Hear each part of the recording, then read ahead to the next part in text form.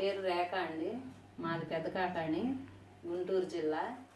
నాకు బాగా కిడ్నీలో వెనక బాగా పెయిన్ వస్తుంటే బాగా నొప్పి తట్టుకోలేక హాస్పిటల్ వెళ్ళాము. వెళ్తే డాక్టర్ గారు కిడ్నీలో రాళ్ళు ఉన్నాయమ్మా, 6.2 ప్లస్ 6.2 ఇంటూ 6.1 6.2 ఇంటూ 6.1 సైజు రాయ, బాగా ఎంత సైజు రాయ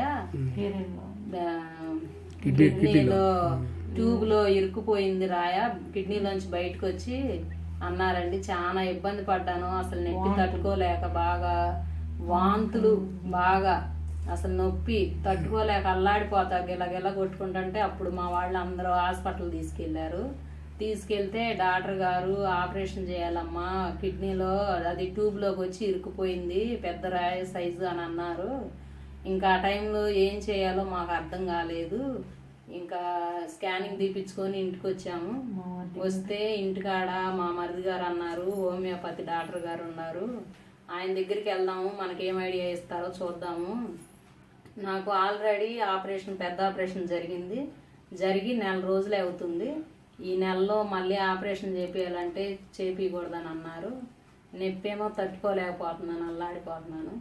ఇంకేం చేయాలో అర్థం కాక హోమియోపతి మందులు అంటున్నారు, సరే చూద్దామని డాక్టర్ గారి దగ్గరికి వచ్చాము. హరిబాబు డాక్టర్ గారి దగ్గరికి వస్తే ఆ డాక్టర్ గారు అన్నారు, అమ్మ పడిపోయిద్ది, ఇబ్బంది ఏం లేదు, ఆపరేషన్ ఏం అవసరం లేదు, తగ్గించే బాధ్యత నాది అని బాగా మాకు నమ్మకం చెప్పారు. ముందు చెప్పినాక ఇక కోర్సు మొదలు పెట్టారండి. మొదలు పెట్టినాక 2 వారాల లోపులోనే రాయ కరిగి పడిపోయింది. అసలు ఆ బాధ అంతా పోయింది. డాక్టర్ గారికి చాలా థ్యాంక్స్ అండి. థ్యాంక్స్ చాలా. అసలు నొప్పితోటి వాంతులతోటి అల్లాడిపోయాను.